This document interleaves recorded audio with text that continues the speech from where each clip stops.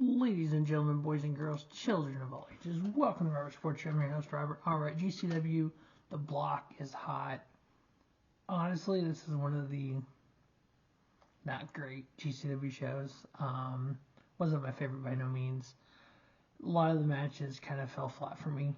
Some of them were like, oh cool, and the other ones are like, ugh. So it was kind of a wonky, kind of interesting thing. I'm going to start with the main event. We had Joey Janela and Sawyer with Missy Hyatt teaming up, taking on Blake Christian and Shane Mercer. As we know, Joey Janela spring break, we get Joey Janela versus Blake Christian for the GCW World Title. So we kind of had the kind of lead up feud with the muscle of Blake Christian, Shane Mercer, and then Joey Janela found him a tag partner. Now, Missy Hyatt got involved. Obviously, her and her coach purse, and it's loaded. My guess has got a brick in it or something. And they just kind of kept hyping about it. Honestly, this match kind of drug out for me. I ended up giving this match 3.25 stars. It was just there for me. Hopefully, the match between Janela and Christian is better. But this is kind of like bleh for me. Next up, we had Violence is Forever. Dominic, Garrini, and Kevin Koo defending their GCW tag titles against Danhausen and Nick Gage.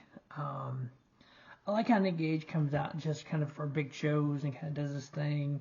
But yet, he's kind of behind the scenes more. Kind of like that. You get that little taste of the Deathmatch King. And I love when he comes out with Maki Ito, the cutest one with the pizza cutter. It's kind of cute.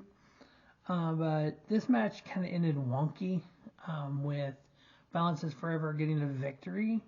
But Nick Gage and Danhausen kind of at odds against each other. And Nick Gage daring Danhausen put a spell on him and that they're going to fight during the collective. And it's like, what the?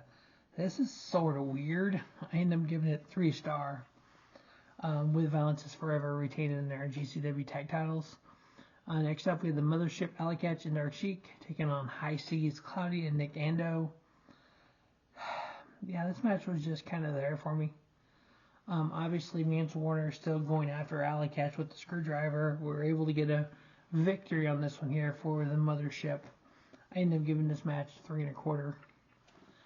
Next up, we had Jacob Fatu and Zilla Fatu taking on Gringo, Loco, and Oni El Bendito.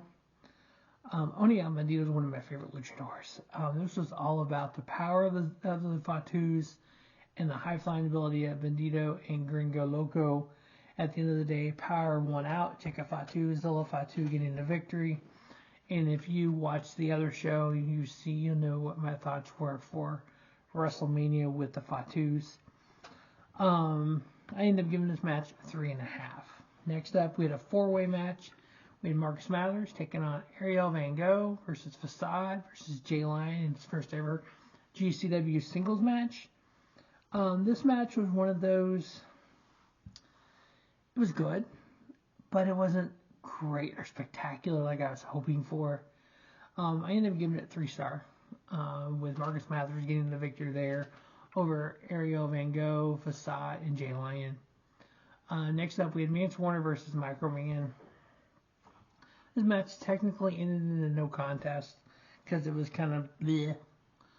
It was basically Mance Warner attacking Microman, threatening to rip his mask off and show to the public who he actually is. And Mance was in a bad mood the whole time. And 12.5 minutes and it ended in no contest. I'm giving it 2.75 stars. Next up, we had Nick Wayne versus Broski Jimmy. Come out with Steph Delaney because Matt Cardona wasn't there. Nick Wayne's like trying to get the real Jimmy Lloyd back. Nick Wayne was able to get the victory over Broski Jimmy in a little over 10 minutes. I ended up giving this match 2.75 stars. They ended up using doors and stuff. Just kind of, again, both these shows to me were kind of like bleh.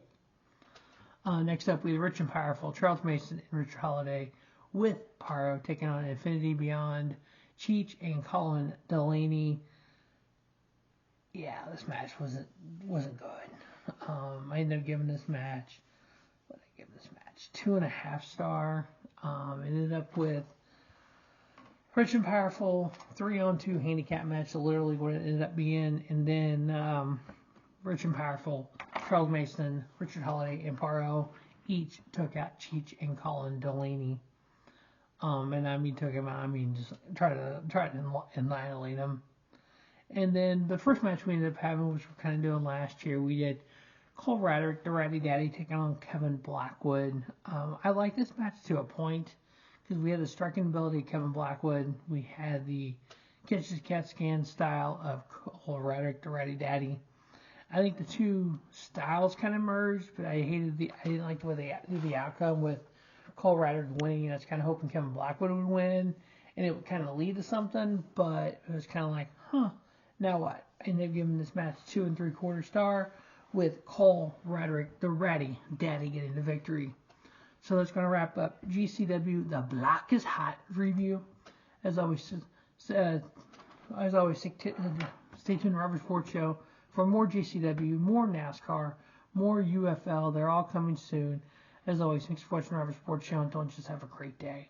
Have a spiffy day. Robert Sports Show, your YouTube leader, sports channel content.